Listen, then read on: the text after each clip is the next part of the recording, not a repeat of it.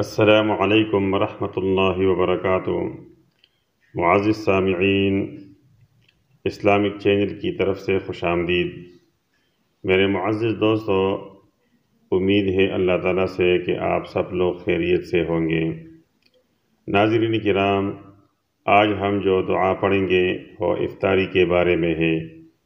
اس دعا سے اکثر لوگ بے خبر ہے، تو آئیے چلتے ہیں، دعا پڑھتے ہیں۔